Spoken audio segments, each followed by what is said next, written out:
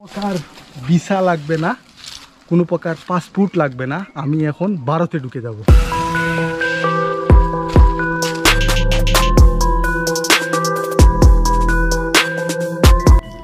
Visa passport ছাড়া বাংলাদেশ থেকে অবৈধ পথে সরাসরি ইন্ডিয়া সত্যিই কি যাওয়া যায়?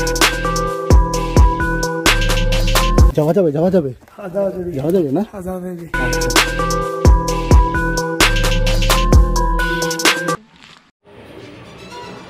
আজি আমি দেখুৱাম ভাৰত বাংলাদেশৰ এক উন্মুক্ত অঞ্চল, য'ৰ পৰা ভাৰত বা বাংলাদেশত প্ৰৱেশ কৰিবলৈ নালাগে একো পাছপোৰ্ট ভিজা।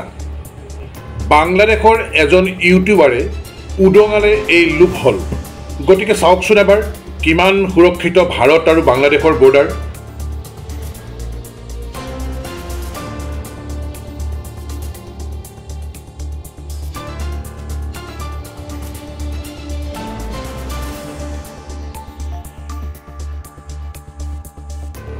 এই পথেৰেই মুক্তভাৱে সৰবৰাহ হয় সকলো অবৈধ সামগ্ৰী।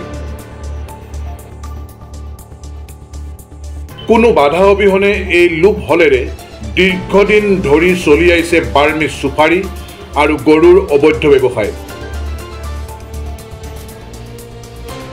এই দৃশ্য দেখাৰ পিছত আপোনালোকৰ মতামত জনাব, যাতে এই লুপ হলৰ বিষয়ে ভাৰত চৰকাৰৰ দৃষ্টিগোচৰ হয়।